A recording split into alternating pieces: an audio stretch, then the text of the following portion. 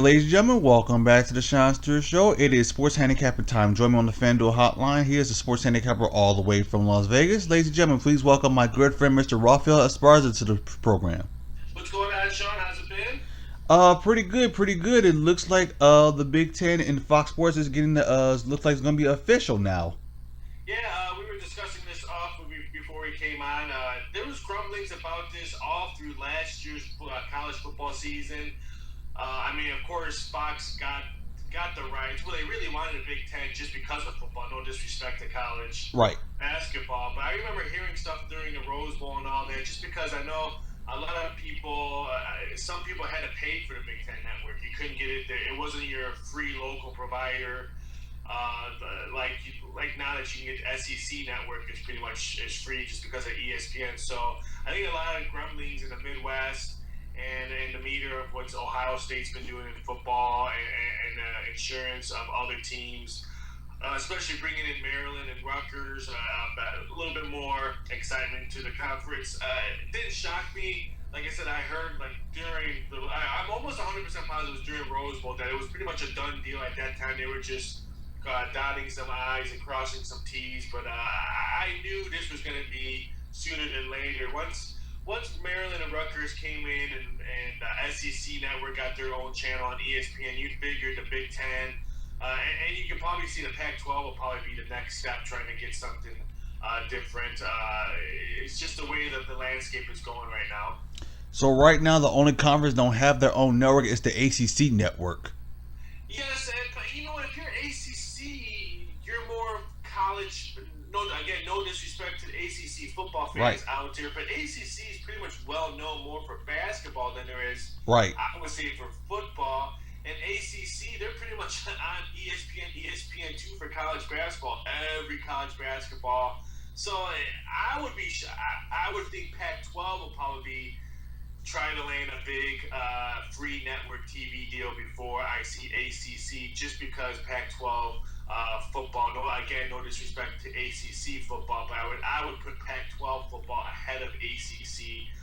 But I would also put ACC basketball ahead of Pac-12 basketball. So it's a football world. We've talked about that many times. So it would not shock me that the ACC is probably last to the party to get their own TV deal. And here's the thing about this: like, I try to watch the Pac-12 network, and a lot of people don't watch the Pac-12 network, especially if you're an East Coast guy. Well, the games are on so late, and geez, I guess I'm just beating up everyone today. The Pac-12 network is it's kind of sorry. I remember a couple years ago when the Mountain West had their own I remember network, that. and it was just, granted you had to watch games, but the commercials and the advertising, it was just horrendous to watch. So the Pac-12, again, that's why it wouldn't shock me. 365 days from today, me and you are discussing the new deal that Pac-12 has for NBC Sports. Well, it can't go NBC because Notre Dame, but Right. it would not shock me that the Pac-12 has a deal somewhere. Because right now the current deal is going to expire after this upcoming football season. So right now I'm hearing CBS only for college basketball, of course. CBS, NBC, because NBC does Notre Dame, and ESPN going to get the second package or something like that. Yeah, so like I said, no disrespect to ACC, but just being a handicapper and doing all these football and college basketball. When I think ACC, the first thing that pops in my head is college basketball. When I think ACC, Exactly. I think most people, everybody thinks about when it comes to ACC, you think of basketball. So the Big Ten will be home of Fox Sports, and CBS is home of the SEC football. I know everybody says like ESPN does SEC football, but technically it's CBS. yeah, I agree. Exactly. At least you understand. At least we both understand. Okay, a couple of NBA games. We have the OKC Thunder and the Dallas Mavericks. The series is tied at 1. The Thunder are 3-1 against the spread in their last 4 games as a favorite. The total has gone over in the Mavericks' last 7 games with a closure of a total of 196 or more. And Dallas and Dirk Nowitzki is listed as day to day. So could we see a rebound for OKC Thunder? Like I said, the total is 196, 195 ish. I'm looking at the over. I was really looking at OKC, but I can't lay 8.5 on the road. I just think they blow up on Wednesday just because the poor shooting they shot last week Right. or last game in game 2. Nowinski, I'm hearing it's probable. They're going to shoot him up with anything and anything possible to get him on the court tonight. He doesn't want to miss this game, and I don't blame him. If I see maybe Oklahoma City winning two games to nothing, and maybe they got blown out those 2 games, then I could probably maybe see Dirk sitting out and thinking, hey, we ain't going to win this series, blah, blah, blah, blah, blah. But winning last week, last game 2, now series tie 1-1, he's probably popping pain pills or getting shoot up right now as we speak. He will be on the court. I see that possible. I think you're going to see a lot of offense tonight, so I'm probably looking more of a total than I am looking for a side. Alrighty. That will be at 7 o'clock, by the way, for those that don't know what the time the game is. That is tonight at 7 o'clock. Next up, we have the Toronto Raptors and the Indiana Pacers. Now, the total has gone over in the 4 Raptors' last 5 games with a closure total of 193 or less. The total has gone over in 8 of the Pacers' last 10 games with a closing total of 193 or less. And if you look at the spread right now, I'm looking at the spread. The total is 193, and Toronto is favored by 1.5. So this game is at Indiana. So possibly I can see this game into Game 7. I originally thought I was going to see Toronto in 6, but I was actually shocked. I shouldn't say shocked how well they played in Game 1. But boy, did Toronto come out in Game 2, flex their defensive muscles, only giving up 87 points to Indiana. I think we leave Indiana 2-2, and I think this does goes Game 7. So I would think tonight, I'm thinking Pacers win Game 3, Toronto wins Game 4. So I think you can get some value on Indiana. I was hoping to maybe get +2 on this one. I don't know what's on the total. I mean, it is kind of a low, but if Toronto plays defense like they did in Game 2, then I can see the under hitting. Probably just going to sit back and watch this. I lean very, very small to Indiana at home tonight. And by the way, Kyle Lowry has shot 7 for 26, and DeRozan was going like 10 for 37 from the field, so they're not shooting so well. No. That is pretty bad. So like I said, I'm probably going to have to sit back and relax and watch this game just to be safe. Yeah, and then the next game, Golden State at Houston. I'll do the numbers on this. Golden State's 5.5, totals 215.5. I will be shocked if I watch more than 10 minutes of this game, not because of Golden State. Right. I cannot watch Houston play defense anymore. It is bad. It's saddened to watch the bearded one play. He should be fined on how bad he plays defense. This series is over. This series is going to be a sweep. I would be shocked if I watch more than 10 minutes of this game because I'd rather be watching baseball and hockey tonight than this game. Granted, I get to see my Blackhawks lose to the Blues again tonight. I can get the Stanley Cup playoffs out of them, and maybe I can shave my playoff beard. But I have no interest in watching this Golden State Houston. I think Golden State wins by double digits. I think they win easily tonight. If they play defense, then against Houston, and I see Houston struggling to score probably in the low 90s. It could go either way, but yeah, there's only one way to play this game, and that's Golden State, just for what I saw in Game 2. And by the way, Golden State has won 14 of their last 15 games against Houston, so I might as well not watch that game. I'm probably going to skip to something else. Yeah, it's you know what, no disrespect to this is why the first round in the NBA playoffs should be best out of 5. Exactly. We've seen a ton of blowout games from both, not just Western Conference, but both sides of the Eastern Conference. I mean, Miami's beating up Charlotte. The Clippers have beaten up Portland, Golden State, Cleveland. I think they beat up they won easily last night, but they struggled in Game 1. I just don't understand why we have to have 7 games in the first round in any sport. I think this should go back to the old days of best out of 5 in the first round, and then the second round, okay, best out of 7. Okay, exactly. I agree. I like the old school rather than like Game 7 in the first round. That don't make no sense.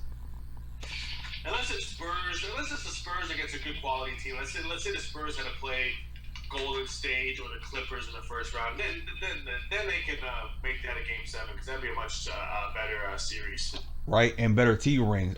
Tomorrow, Cleveland and Detroit. Right now, Cleveland is up 2-0, and the game will go to the Palace of Auburn Hills, which I don't live that far, by the way. The Cleveland Cavaliers are a 4.5 favorite. The total is 200. I like the way Cleveland played yesterday. I mean, are they really going to hit that many threes in every game? Probably not. I think Cleveland wins this. I think Detroit still steals one. I think maybe they win Game 4. I'm leaning small against Cleveland this one. I want to see what the number does move. We still have more than 24 hours before this game tips. I want to see what the public does. It's 4.5. Gonna wait to see what the number does before I make a decision. But I kind of like Cleveland in Game 3. Maybe Detroit surviving and not getting swept, winning Game 4, and then Cleveland winning at home. And let's see, number one, it is Atlanta and Boston. Avery Bradley is injured probably for the rest of the playoffs, so Boston is favored by 3 because the game is at Boston, and the total is 200. And Atlanta's an underdog, a +3. Yeah, I like Boston to win this game. I think Atlanta wins the series. I think that injury is very key to the Celtics. It shortens their bench up. They still have a young team, but wow, Boston still like this team. I thought they were gonna. I had them maybe upsetting Atlanta in the series, but the injuries sure wiped that series price down. This Boston team, I think the more exposure they get, I think that's why they need to get a win, so maybe they can attract a free agent to see how young this team. But wow, if they get one big piece, or any kind of big piece in free agents, this Boston team could be in for the running for the Eastern Conference for a while, because they have such a good core of young people. But yeah, I like Boston Game 3, probably take Atlanta Game 4. And then finally, we already know San Antonio's going to win this game. It's like Spurs are favored by 11.5. The total is like 181. Yeah, this should be best out of 3. I mean, here's another one I probably won't watch. It's coming. San Antonio's 11.5. I would not be shocked if you see a whole bunch of people maybe only play 20 plus minutes in this game. They're up 2 games to nothing. I mean, I think the bench of San Antonio can easily beat the starters of Memphis. So that's the only thing that scares me on this. If you're looking to bet the Spurs, would not be shocked if they start sitting and start getting these veteran guys a little bit more rest during the playoffs. Memphis has shown nothing that they can maybe steal a game. But again, here's another one Friday night. Maybe I'll take the wife out to dinner instead of watching this. Right. Let's go to the NHL playoffs. We have it's a lot of NHL games. We have Pittsburgh, New York Rangers, Detroit, Tampa Bay, Anaheim, Nashville, Chicago, St. Louis. We already talked about that. Your Blackhawks maybe get eliminated. I know. So what are some games that's exciting for tonight and tomorrow for the NHL playoffs? This Pittsburgh Ranger game is very intriguing just because Pittsburgh won last meeting the other day, winning on the road 3-1. I think that was interesting. I think the Rangers rebound and win Thursday's game. Detroit Tampa has been very, very fun to watch. Had Detroit the other day, but Tampa Bay wins on Tuesday 3-2. So I mean, it's a big number to lay. Tampa probably lay off. It's -160, -165. I think the most thing that's probably shocked me the most in NHL Plus is how poorly the West Coast hockey has. The Kings are probably done now. They lose last night. They're down 3-1 against San Jose. And the Ducks have been, granted the Ducks won Game 3 in Nashville, but they lost 2 straight in Anaheim. So they need this win Thursday night to even up the series. Kind of like Nashville, I think West Coast struggles again. I think Nashville wins tomorrow and Anaheim goes down 3-1. And then, of course, my Blackhawks against the Blues. Shaw being suspended tonight, it just kills them. I think St. Louis puts the fork in them and wins tonight. And St. Louis advances, and Chicago gets hit the drawing board again. They lost a lot of key people during the offseason. I think that's why this Blackhawk team does not look as the team that we've seen in the past. But the Blues, no disrespect, they've come out. I think they've outplayed them, out-hit them. So I think the Blues win tonight and take the defending champs home with their tails between their legs. And notice there are no Canadian teams in the NHL playoffs. Which is hilarious because I get people always yell at me on Twitter and all that, saying that I don't support the NHL, I don't support baseball. But you know how I am. I have to watch every sport. So I'm not on there. I don't have like a favorite a team in any sport besides baseball, just because the Cubs is more mental and physical of my youth more than it's my favorite team. The Cubs got me through a lot of rough times when I was a kid, so it's more mental favoritism than they're my favorite team and no one makes fun of them. But I can't sit around and just the New York Rangers are my favorite team, so I have to watch every game 365 days, read their blogs and all that. I'm not that type of fan because my job is to watch everything. So people don't think, I just don't support the NHL. I just don't support them. I'm like, I'm sorry, I don't have time to sit on blogs. Right. I have to expand my horizon to watch everything: tennis, golf, UFC, boxing, wrestling, tennis. I mean, you name it. So I get a lot of flack for that. But yeah, it was weird not to see a Canadian team in the NHL playoffs. If I was a Canadian or a Canada, I feel a little distorted. I'm like, what the heck? We made this sport. Right. If it wasn't for us watching it, a lot of these teams probably wouldn't even be around. So I would be more discouraged than anything. Right, I feel bad for Canadians because, by the way, we do live next to Ontario, Windsor, Ontario. So, kind of feel bad for them. And like you said, what'd you say? You don't feel bad. I prefer it was Canadian. And yeah, you did say you was a Cubs fan, so at least you lived throughout it. Cause most fans I know they're Cubs fans. They lived through their lives as Cubs fans. So I mean, I told people that if they ever made it to the World Series, then I would be at every home game. But what I had to go through last year in the playoffs, it was too nerve-wracking for me. I literally thought I was going to have a heart attack watching them win games in the playoffs and all that. For me, well, not that many people know the stories of why I'm a big Cubs fan and all that. Only a handful of people know that, including my wife. So my wife understands that they've been a part of me for a long time. Not as just my favorite team, but I mean, back when I was a kid, when I couldn't do a lot of stuff, when all my other friends were outside playing, the Cubs were always on WGN in the afternoon. So while a lot of my friends were doing fun stuff outside, when I couldn't, at least I had an scapegoat. At least I had something to do watching right. games. So for me, it's more mental than that. So I've seen them go through the wins and losses. So I'm not a fair weather Cup fan, which a lot of people are, just because they've grown up watching them. But I've been there when we stunk, and I would get mad when they won games. Like, what? We won? God damn it!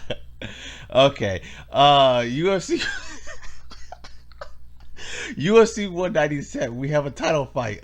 John Jones. Oh, not title fight. I'm thinking of UFC flyweight. I'm sorry. The UFC flyweight title between Demetrius Johnson and Henry Cejudo.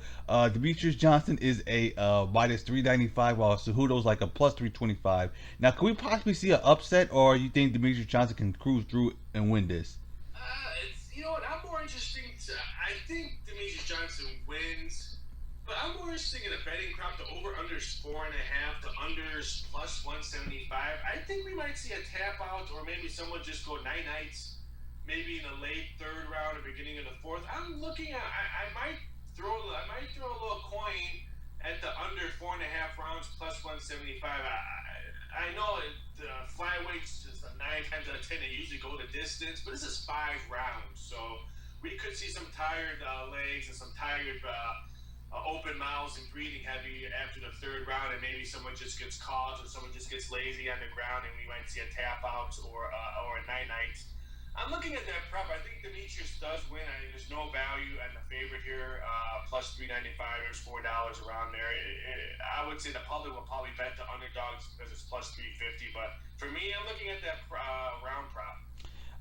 Next we have Anthony Pettis and Anderson Barboza. And by the way, Anthony Pettis was the former UFC lightweight. Pettis is a minus 170, while Barboza is a plus 150. So how do you see that matchup? I wanted to bet Pettis, but the number keeps on climbing. It's minus 185 now. I think there's very little value, not for me out there. I think he'll probably close around $2. I think Pettis wins this 3-round lightweight fight. Should be a very intriguing fight. Probably one of the most intriguing fights that I can't wait to watch is that one. And then finally for the main event, it is John Jones on Ovi St. Prugs. John Jones, it opened up as a minus 360, but now it's jumped up to minus 600 and some minus 575. So I think John Jones will be able to win this by unanimous decision. It's I'm hard. not a big John Jones fan. I think he's a knucklehead. That's plain and simple. I We mean, get he's just that. not kind of. I'm just not sold that he's learned from his mistakes that he should even deserve this fight. Parts of me wants St. Pierre to win this fight. I think there's great value at him. Plus 475 would not be shocked if it climbs higher. If he gets past $5, I might have to take St. Pierre and maybe John Jones. I mean, we've seen a lot of crazy stuff in the last couple of weeks in the UFC, in the octagon, outside the octagon. Anything can happen in the sport. So I'm more interested to see what this line keeps on doing. If I get better price at St. Pierre, then I'm going to jump on him. I don't see John Jones going anywhere lower than -$5. But it's going to be very intriguing. I have my eye on this fight betting wise, but I have not pulled the trigger yet on it. Now, if Oving St. Preux beat John Jones, do you think that would be an upset? Uh, yes and no. I think people can. It'd be an upset the evening of, but then the next day you'd be like, oh, all his legal problems and different fighter he had to train for because he was supposed to fight so and so, and so the night of, yes. The day after, no. Okay, because originally he was supposed to fight Daniel Cormier, which he was injured. So Exactly. That's what I'm saying. If he loses, they're gonna say, "Well, he was training for Cormier, who was a totally different fighter." Because we all know, I mean, which is not a lie. Cormier and St. Pierre are totally different fighters in the octagon. So, but yeah, that's what I'm saying. The evening of upset, yes. The next day, upset, no. and then I'm looking at the over-under totals for UFC 198 for the UFC heavyweight. Fabricio Verdum and Stipe Miocic. Verdum's like a -165, and Miocic like a +145. Do you think that number will stay, or you think that number will climb up? I think it might climb up. I think the public will probably bet it up. It's in Vegas. You're gonna see line movements on all these fights just because it's in the bright lights of Sin City. So yeah, I think it does climb. And then a couple of days ago, by the way, was this week. Originally, that what was it? Conor McGregor was going to retire, but like I didn't even buy that from the first place because I knew like he's probably doing that because he's going to fight in Madison Square Garden. So more likely he's going to be out of the UFC 200 card. Yeah, he's probably going to be out. I mean, I'm hearing a lot of different stories. I mean, I know the death of his buddy in the ring hit him pretty hard. I'm hearing that Conor McGregor, it's no secret, when he trains, he loses a lot of weight because he trains really hard. I mean, he does a lot of different stuff, so he drops weight really easy. For me, I mean, no disrespect for him against Nick Diaz, but I just don't think that's a good fight for him. Like, Diaz is bigger. I just don't think going up that weight class. I mean, you saw it. His punches really didn't really have any effect on Nick Diaz, and maybe his camp or other friends said, "Hey, maybe it's not smart to go up weight classes to fight bigger men." And I think maybe that hit him a little bit harder than normal. Maybe this was just his way out of saying, "Hey, maybe I'm just not gonna jump up weight again and fight Nick Diaz, and maybe just get out of 200 and not fight Nick Diaz and just go back maybe." 6 months from now, maybe a year, come back and fight back to the old weight class that he was at. That would make a lot of more sense to me, just because some fighters, I mean, not that many people can do what he did. I mean, the only person I've ever seen in a fight game was Manny Pacquiao. I mean, how many weight classes did he jump up and fought and won? It's hard to do in boxing and in UFC, and maybe they saw something in his camp that he was maybe just losing too much weight and during training. And so how you're supposed to gain this weight back for weigh-in and stuff like that. That would shock me more. And maybe just a lot of these fighters get their wake-up call and say, hey, maybe me getting hit in the face or punched in the gut for a living is not what I really want to do. And there's money out there. I mean, I heard WWE jumped all over his management team when that tweet came out to try to get him to come over there. I mean, they have more money than UFC. And again, we've had this discussion. UFC is really not a fighter's best friend. I mean, they stole all their money when they couldn't wear their own gear. Now everyone has to wear Reebok. They stole all their money when they couldn't hang their banners. We all know that UFC's fighters they don't make as much as like boxing fighters do. Right. If you're a belt winner or a contender and all that. I mean, Conor McGregor is probably one of the highest paid, but he ain't making $1 million every fight. If he is, it's not as much as, like I say, Triple G is making this Saturday fighting. I think he's getting like close to like 7.8 million. I mean, Conor McGregor ain't gonna get no 7.8 million for any kind of fight. So again, it would not be shocked me if he just finally looked at his UFC contract and said, "This is crap." And there's so many angles on maybe why he did this. I don't think he's going to retire from UFC. Maybe he'll fight maybe one or twice, and that's it. But I just hear a lot of grumblings from UFC fighters about how Dana White just pretty much controls all their money, and they can't bring in their own advertising and can't bring in their own stuff like they used to. And that's why we're seeing a lot of those fighters going up to different MMA promotions. Yes, exactly. I mean, I miss the old days. I mean, now everyone comes out, they look the same. They have the same Reebok gear, the same stuff. I like originality. If someone wants to put a big Jimmy John's or Subway tattoo on them for their fight, let them do it. And by the way, Jimmy John's is doing a customer appreciation day, just in case people didn't know about that. The Kentucky Derby will be in a couple of weeks so far. So who's favorite for this year's Kentucky Derby? The horse that won the Florida Derby, Nyquist, is going to be the big favorites. I had him in the Florida Derby. He's a big horse, has some speed at the end. He will be the favorite, but there's a lot of horses that could. We just don't see a dominated horse like we've seen last year. With American Pharaoh, it's going to be wide open. But if Nyquist can win the Kentucky Derby, I think he'll have trouble at Belmont. So that just races is a beast. We could see Nyquist win. I see the two other races, but I don't see him winning the Belmont. But I think it's going to be wide open with the field. They haven't not selected pole number post yet, or they haven't really ironed out the 100% field yet. Because once. In the next couple of weeks, you'll hear people drop out or scratch or different jockey changes for the horses now. But I would say right now, Nyquist is my horse to win it until I see who's riding him, what post position he's at. So I would say Nyquist. I think last time I saw he was, minus 140 favorites around there. Wow, and sad to say, China, former WWE wrestler China passed away. Yeah, I hate to say it was sad, just because we've seen it so many times. It's in WWE, just because what these wrestlers do for 365 days a year, they perform. They're not like boxers who fight maybe twice a year, and that's it. I know people think wrestling's fake, and it is fake, but these guys entertain us and the public 365 days a year. They wrestle, they entertain. I mean, there is bumps and bruises. If you fall wrong, you can be paralyzed. Granted, if it's faked or not faked.